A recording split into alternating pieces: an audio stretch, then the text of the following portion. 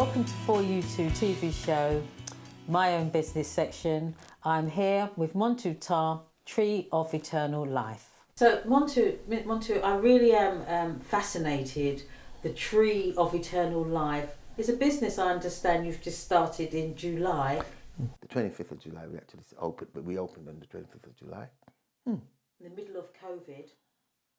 Actually, I signed the lease on the 17th of March, and flew out to Abu Dhabi to see my wife, and then the lockdown came, so I was stuck out there for 8 weeks, and so we had planned to start a bit earlier, but then by the time I came back in and did the alterations that need to be done and the renovations, 25th, yeah, it was the right time to open. In fact, people came to us and said, "Do you think this is the right time to open?" I said, "Yes." And everyone was saying, "But with the lockdown," I'm saying, "No, it's the right time." Why? That's the question I was just about to. So the Tree of Eternal Life, why? I understand your health and well-being, but why open a business which is supplying health and well-being products? Okay. Exactly what we're saying. We're saying COVID. We're saying there's a pandemic. We're saying people are getting sick. We're saying people are dying. They need to be healed. Now, what happened to myself was that there was a point where I had high blood pressure. I still got it slightly, not so bad now. And I was looking for natural remedies. And I was looking for roots, because I remember the roots drink that I used to drink in my, and I went all over the place trying to find good roots, good bitters. Couldn't find it. I was looking for places all over. And we wanted to sell our books as well, because we were a church at the same time. But we didn't want to just do books only. And we understood that with the pandemic and everything going, health is needed. Now, a lot of people say, but you opening now with all these other shops that are closing, how are we going to survive? We looked at it and said, well, the government's giving away grants. We'll get it.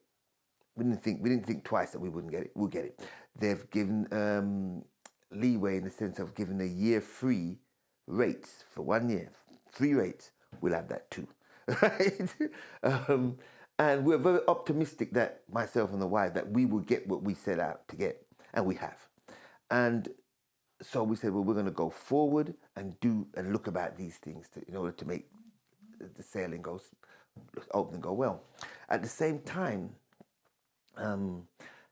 it just so happened that the whole issue kicked up and Black Lives Matter kicked off, right? Now with Black Lives Matter kicking off as well, it just fell into place in the sense that everyone became more black conscious. Those that were slightly conscious were a little bit more conscious. Those that wasn't conscious was aware. Do you get what I'm saying? I do. So people started to realize that, you know what? The black pound, they've been hearing it for years, but now they started to realize that black pound means something. And for us, we studied workings by Neely Fuller, who Frances Cress Wellington brought to the forefront, was her teacher. So you need to tell the listeners, the viewers, a little bit more about Frances Cress Fuller, because otherwise it's not going to... Can you just put that in context for us? Because that's a very important point. Okay, Frances Cress Wellington. She's a doctor in psychology, and she spoke a lot on the problems of our black people and what we went through. The ISIS paper was her main book that she wrote. And with the ISIS paper, she highlighted so many issues within the black race. But she was also had a mentor, as we all do, as a teacher, and his name was Neely Fuller, Jr. And he had certain papers that he wrote. And part of what he did was he wrote about what we call Rel Cell Web, the system that they used to take down our system. In other words, to eradicate our system, they got rid of religion, got rid of economics, got rid of labor, got rid of, got us in through sex, got us through education, remove certain aspects of our beings.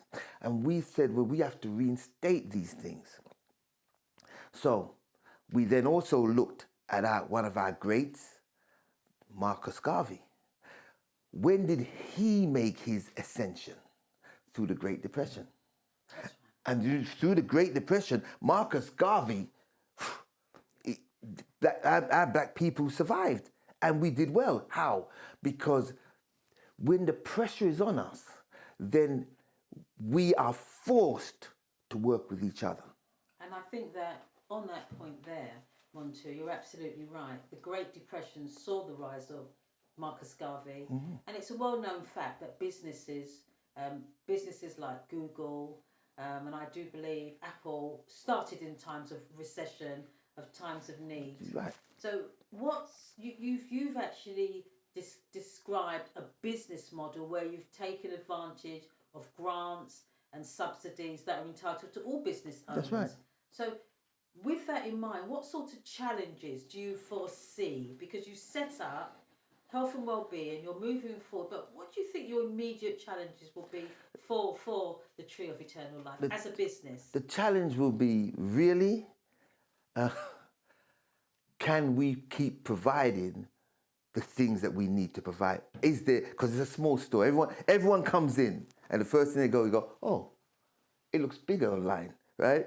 And they're expecting a bigger store, and plus the adverts going out. And with the adverts running on the radio, the media campaign, the social media campaign that we've been pushing, people are expecting to walk in and see this massive store, and they walk in and see this small little store. But it's the plans that we have. We understand that we might not be able to stock everything in the store, and we understand as well the store is a front, meaning it's a storefront. A lot of things that we're going to have to do is going to have to be online. We know this too. It's not just about the store. Yeah.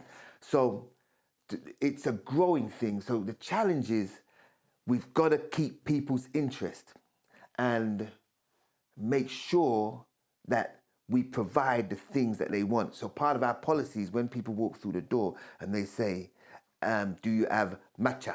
Someone just asked me for it. No, I haven't. What is it? Oh, it's this.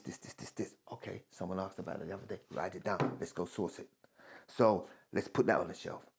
And stock the things that people require. Okay, one person may ask for it, no one else may need it.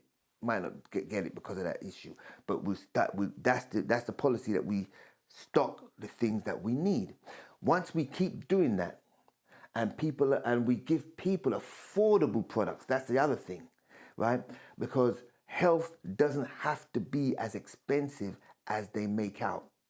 It's been done to us because we're buying into a market.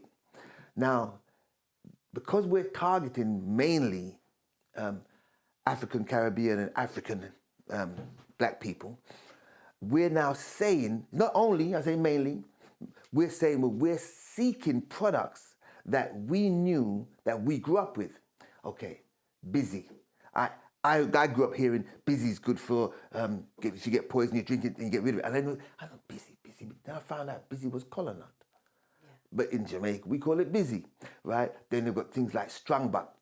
Strongbuck's a herb that we use. They've got cerci, everybody knows that cerci. So all these teas and roots that we grew up with, from here to Africa, we've got to start having those things so that people can have them, use them, and then start to heal themselves with them.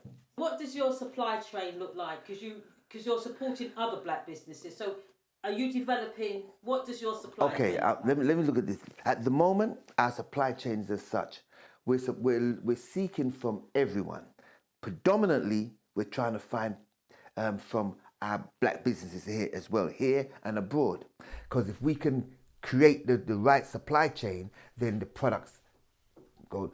So we've got people like Ankara, right? Ankara. He survived. I say it again. Ankara. He supplies us with moringa, and he's not the only person, but he's got moringa oil, moringa tablets, and moringa powder, and he prides himself in the fact that he's hunted all over the world to find the best moringa he can find. Moringa. Well, that's it. That's what it is. Then we've now made a link with the moringa family, right? They've got abundance of product, and they're new. So we're trying to help them grow, and they're trying to help us grow. We're helping each other. They have a host of other things with CBD oils as well, and so forth. We've made a link with Silverstone, right?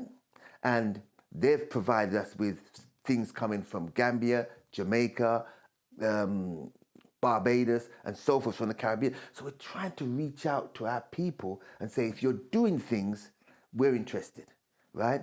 At the moment, we've been doing a lot of the herbs and the roots and so forth. We're now making that next step to say we want the beauty products now. We want hair products, we want the skin products, we want body lotions. But everyone's coming with shea butter. Great. You can only have so much shea butter on the shelf. It's great to have shea butter, no, but that's then you're selling this shea butter from here, this shea butter from there. No, so we're saying we need more. So I'm sending out a message now as I'm looking at the camera, right?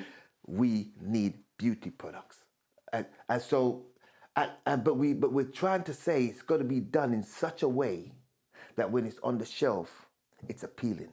What we don't want is just things written on it and just someone doing something in their kitchen and it looks like it's been done in the kitchen.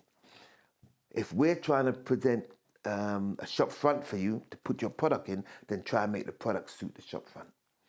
So our sources, and then we still source from regular other places where we are not. In fact, when I say we, our people, vitamins. If we're not providing vitamins, then we have to get it from somewhere because people need it.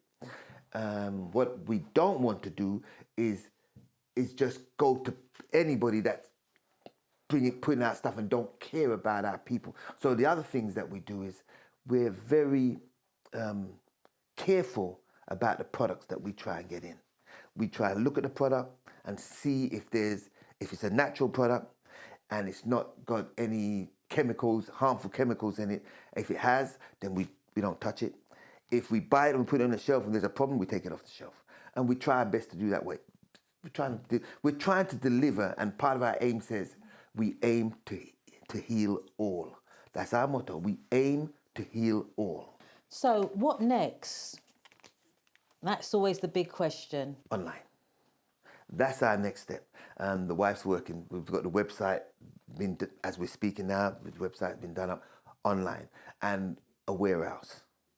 We need a warehouse because we can't fit everything in the store. So we're going to have a warehouse where a lot of the things that they'll see online, they may even come to the store and say, but I saw this on your website. No, you've got to order that because we've got to take that from the warehouse and bring it in the store. So the warehouse and the online, that's where it's going to be, the next stage is going to be. And actually linking with farmers, because I'm dealing with people now that are dealing with farmers or bringing products in. I've actually made a contact. We made a contact to Bahamas, and they're looking to start growing Trinidad. They're looking to grow and stuff. So we're saying, well, we're trying to create all these different revenues stream going outwards so that we can keep this rolling. Tree of Eternal Life is not just here. We're the UK branch, right? There's one opening in Trinidad. They're putting that together right now. We've got family over there doing Trinidad. There's one opening in Atlanta. We've got one that's been set up in Atlanta. We're not just here. This is going to be a worldwide organization, a worldwide store that eventually everybody will be helping each other. That was Montu, Tree of Eternal Life. Fantastic health and well-being as part of For You Too, My Own Business section.